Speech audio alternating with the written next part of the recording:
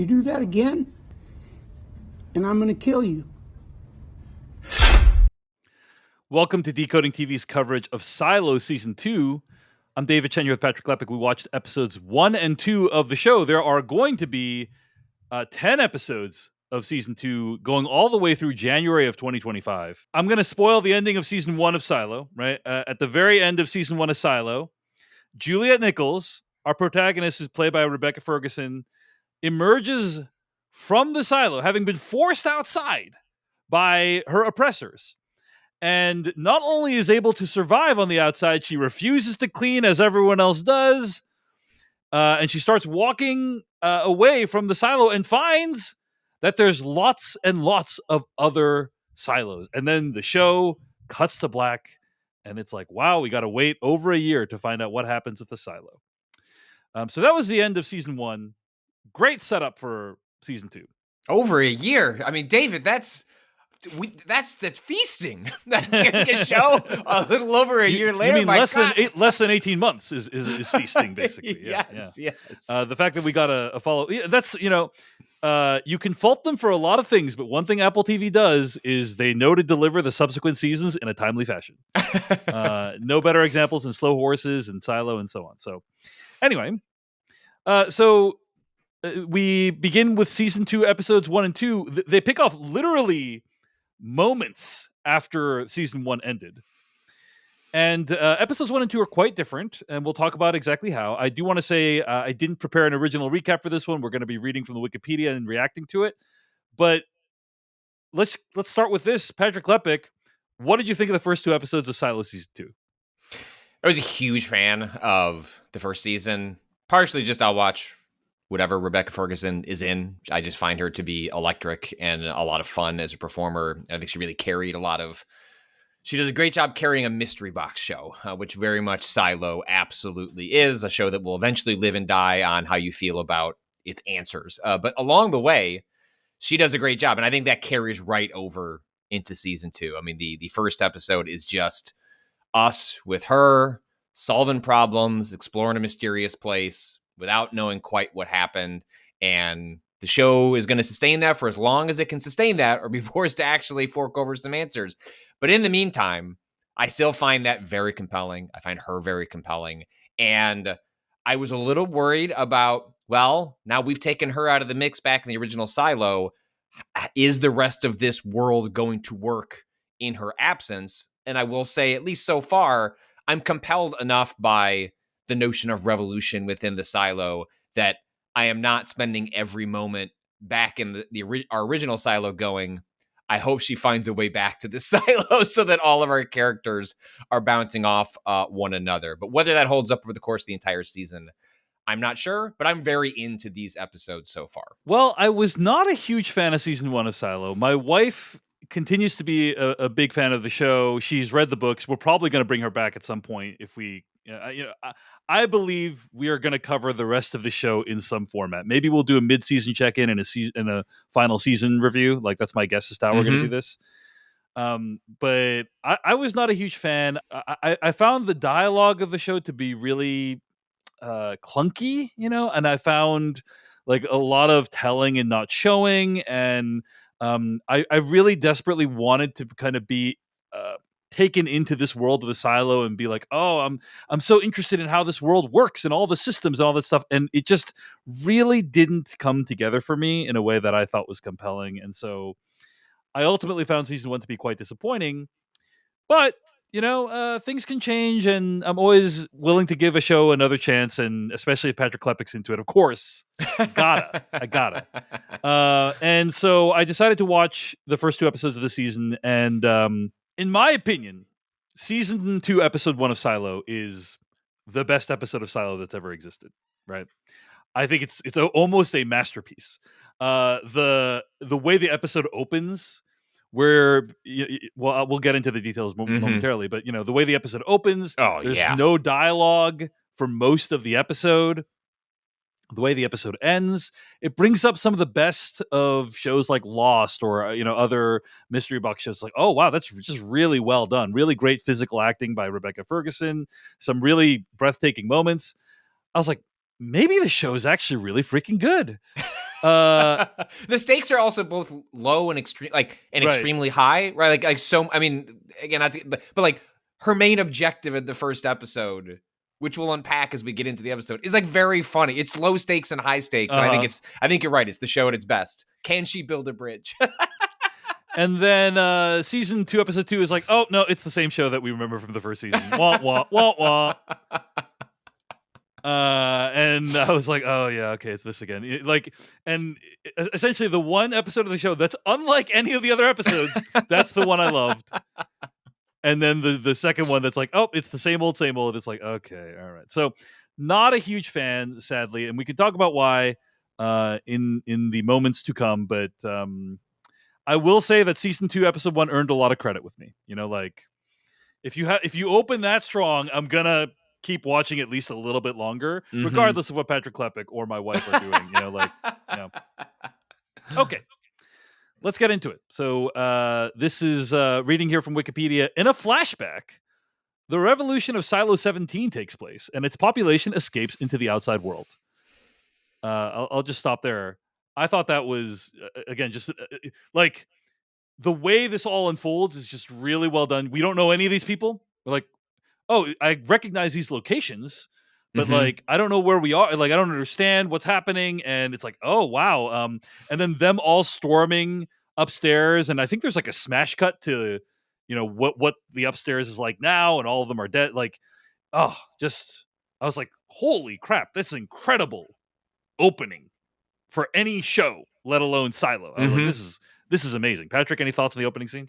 Yeah, I mean, I found that to be really striking, and I thought, I'm with you. I felt like it was the show communicating, like, hey, first seasons of shows can be a little awkward. You're trying to set everyone up, put people in different positions, especially if it's a mystery box show. It's like how much, you want to have a little more encouragement because this is based on a series of books, and so it's not like they're inventing it whole cloth season to season. In theory, they're kind of plucking from the books here and working their way through, and it just felt like a very confident show. Like it was like, oh wow, like if this is how we're starting, I am very excited to see what they have in store for the rest of the season. And even though I think I end up liking a little bit more or giving the show a slightly longer leash with the second episode, I don't blame you for looking at this and going, I think they may be fundamentally operating at a different gear if this is how we're kicking things off. I'm like, wow, they really learned lessons from the first season about dragging things out and using really clunky exposition all the time. This is amazing. So anyway, in the present day, Juliet breaks into Silo 17 by climbing through the corpses of its dead inhabitants outside the entrance. She explores the silo's upper levels to find it entirely abandoned while the lower levels have flooded. She finds that the bridge leading into the IT department has been destroyed, so she builds a makeshift bridge, which collapses after she gets across. All right, let's talk a little bit about all that stuff. Like, just the way there's like virtually no dialogue in this episode. You're learning everything along with Juliet Nichols. One of my favorite moments from the show is when Juliet's trying to like get down to this level that has no bridge, and so she like has this rope, and the rope like loses its purchase, and she falls, and you're like, holy crap, is she gonna die? And then and she falls into like a body of water, and it's like that's how you find out that there's water there, which by the way is also very important because I think she didn't understand that you could like get around in water right from season 1, and so like she learned something about water and herself and all that stuff, and so I was just like on the edge of my seat watching this whole sequence. Patrick, your thoughts? Well, I mean, so much of what's so strong about this sequence in particular, I think, is it was so easy to slip into getting her to explain her thinking. Like, how is she analyzing this? Like, what does she need to build? Right. How is she? And the show basically doesn't do any of that. There's a moment where when she comes back up out of the water, she nearly drowns, and she looks at the rope. It would have been. It almost feels like they looked at this scene, probably wrote in dialogue, and then just kept finding ways to remove it and to communicate it in a different way. Because when she grabs the rope, it's a clear, obvious spot in the episode for the character to do some talking and sort of explain their thought process, even whether it's express frustration or Do develop a monologue, plan. Like, I need to get across. And to then the we're gonna plot, get, you know? and then we're gonna get to a work, a building montage, and she doesn't say anything, and instead you're just meant to interpret it and react as the audience, and it shows a real, it takes the best parts of this character, which is like someone who's like really smart and like a kind of a MacGyver sort of character. Like, I'm gonna figure out what to do with the pieces in front of me, and rather than having kind of like a Sherlock sort of like, how do we explain like this character's mind palace and like how they're doing it, you just watch them be smart, and that is just fun, compelling television whenever, especially so when it's done well. But that's a great place to start, and that's the strongest part of this episode is watching how smart she is, but then even as how smart she is, the ways that it messes up along the way. They build tension out of basically nothing multiple times in this episode in a way that is nothing associated with the dramatic stakes of why are they stuck in these like these stone tombs in the middle of nowhere. Yeah. Agreed with everything you said. Well said. In a flashback, young Juliet starts her new life on the mechanical level, where she helps sort through trash from the upper levels and befriends Shirley. After struggling with her new position, she impresses the other workers by fixing a broken toy and begins work under Walker. Boring. Nobody cares. Like really, like what? This was completely unnecessary in my opinion, but whatever. Did you get a lot out of it, Patrick? What did you think? I don't know a lot out of it, but I boy, can I tell when any particular sequence is like scratching at a weakness of the show that David doesn't like, and it's just like I think it just hit. I experienced this scene and then moved on. You experienced this scene and we're like, no, it's the same show I didn't like the first time. So I don't think it quite stuck out to me, but I don't know that I'm going to bat for it necessarily.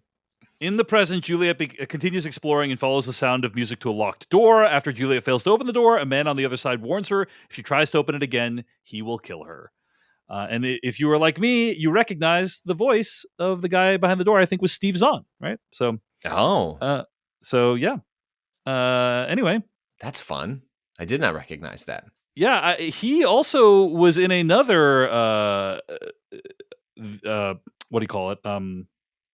Post-apocalyptic movie. He was in the I think War for the Planet of the Apes, right? Mm-hmm, anyway, so I already associate his voice with post-apocalyptic stuff as a result of that movie. So when he showed up, I was like, "Oh, that's Steve Zahn. That's the guy." Anyway, cool mystery, cool episode. Wow, great stuff. Great stuff, Patrick. I have to. It didn't really hit me in the moment, but in you then describing the scene, I have no idea if it was intentional or not. But there is so much of the hatch from Lost, right, in that scene, specifically when eventually they like find out, in that it's literally a hatch, that it's a hatch, and there's somebody in there, and they're playing like a pop song. Yeah, like, there's strong Desmond Hume vibes from all this. That obviously, as a big Lost fan, that's if you're operating on that level, you're gonna get me hook, line, and sinker. All right, episode 2. Bernard watches Juliet's suit camera from inside the vault and sees her approach Silo 17 before it cuts off.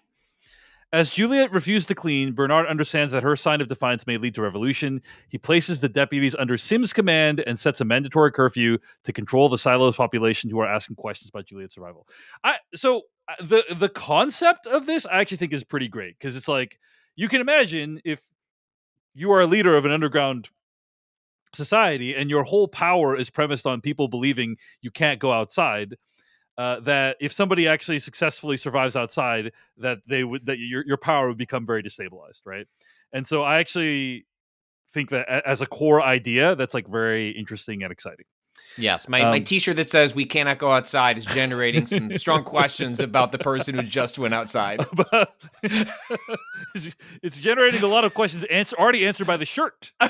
But anyway, Bernard tries to convince Meadows to aid him as he prepares to give a speech, and has Walker and her ex-wife Carla locked up for smuggling Juliet the tape that sealed her suit. By the way, I have to say, so much of this show deals with this heat tape. I think the words heat tape are spoken, I'm going to say, no fewer than 36 times between the last like 4 episodes of the Silo, right? Like, there's just so much attention is paid to heat tape. It's like, I think it's a little ridiculous.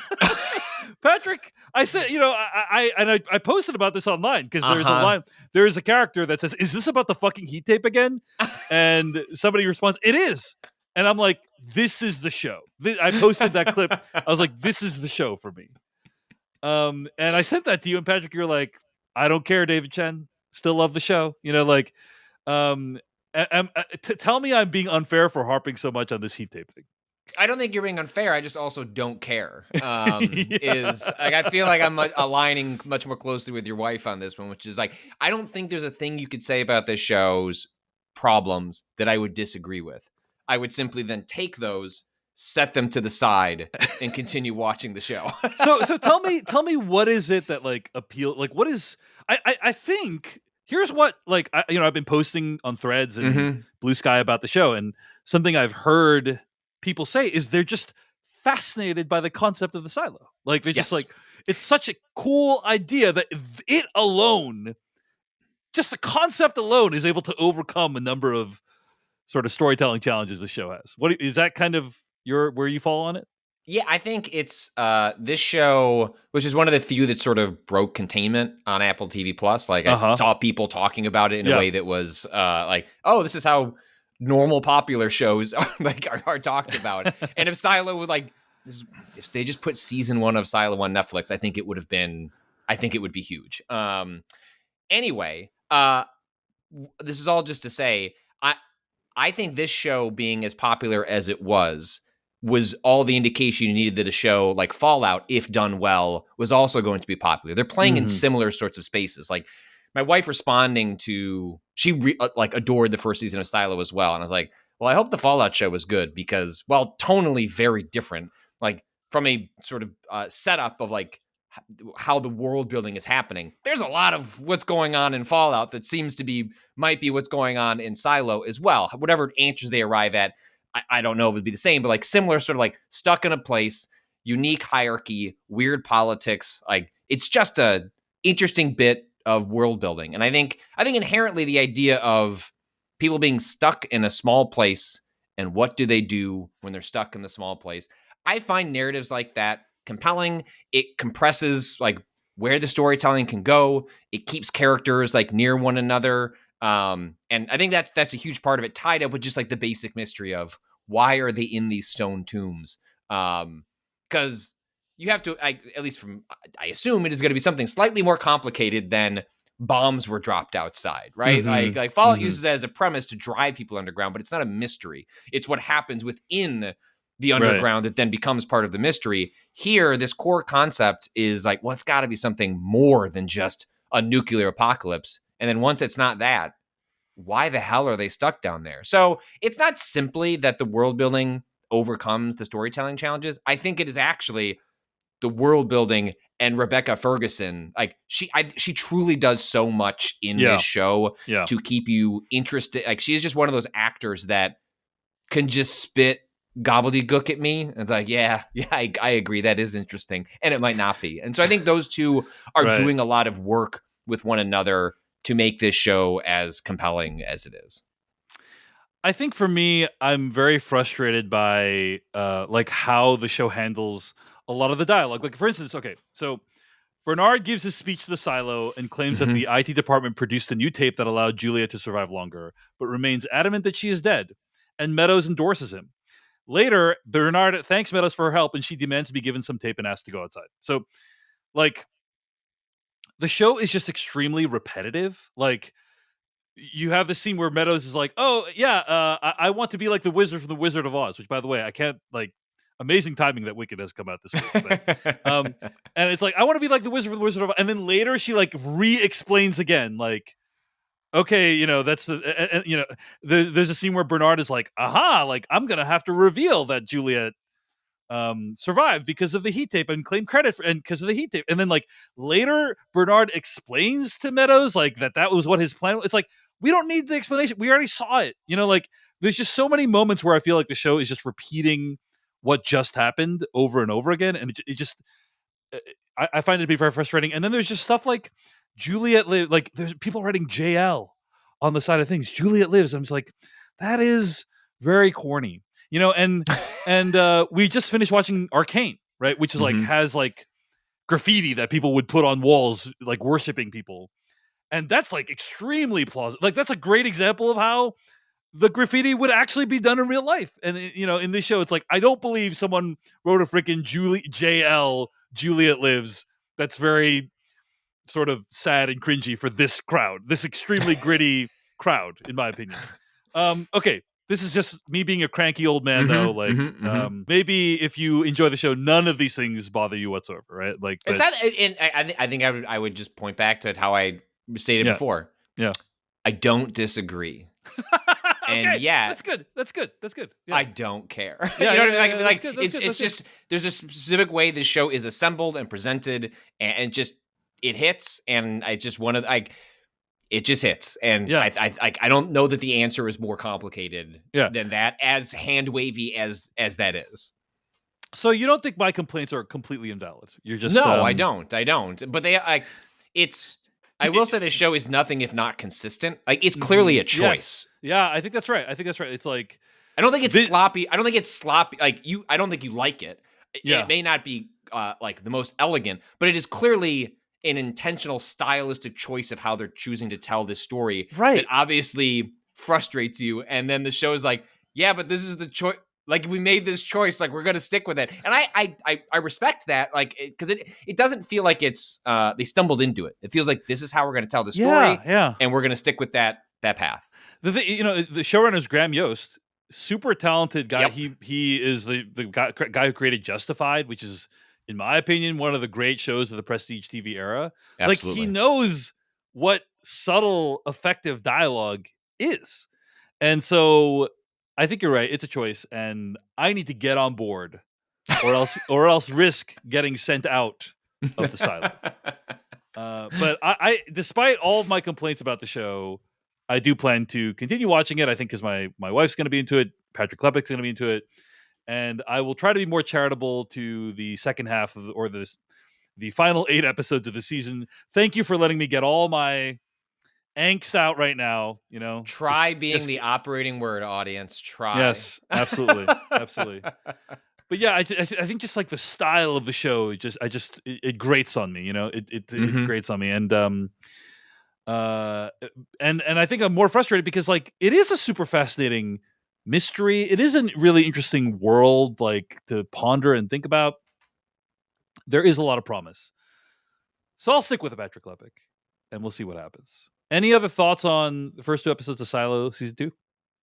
I will. I do think the risk the show runs by if one episodes 1 and 2 are representative of sort of a split storytelling that's going to be happening, it's going to be very easy for one of those to be fast and one of those to be slow, and you're just rooting. At a certain point, you're rooting for one of them to catch up with the other.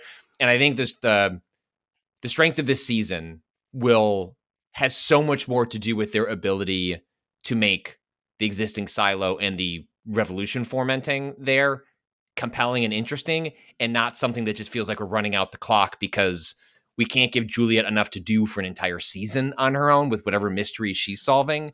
So I'm pretty convinced at this point, like what I think there's going to be really like incredible stuff happening following Juliet. I'm less convinced that there's not going to be a bunch of like sort of like plate spinning happening over back in the original silo while they wait for Juliet to have some sort of revelation that allows her to like bring everything together. So we'll see where they end up, but that is my big worry 2 episodes in, is that the silo could feel like boring. Like there are things with the show that you find boring and repetitive that obviously work for me and don't bother me, but there may be there's a version of this season where I'm then agreeing with you. It's like, yeah, like this revolution thing has kind of become boring and repetitive because the revolution probably really can't kick off, right? Like it's not going to happen until the end of the season. Well, until Juliet's back in the mix somehow, right? Right. Like it's very transparent, like what we're going to be building. She discovers something that leads or like finally kicks off the revolution or quelches it because they shouldn't do it. Whatever the case may be, it's like, well, can they make that place? They've lost their central character. Can that place be interesting for 8 more episodes? And that I think is going to be a challenge. I think they're going to reunite pretty soon. That's my guess is the show. I don't think can sustain 2 separate storylines for a whole season. So I think like within the next couple episodes, they're coming back together. But we'll see. I'm interested to see whether Patrick Klepek's patience will be tested by the end of the season, and whether I'm going to come around on Silo season 2. Hey everyone, David Chen here. Thank you so much for watching that video from Decoding TV. If you want to get an audio version of the show, all you got to do is go to podcast.decodingtv.com. And if you want to support what we do, get ad-free episodes of the podcast and also bonus episodes of the podcast, go to decodingtv.com and become a paid member. Of course, you can also like and subscribe for more. We appreciate it. Thanks. See you later.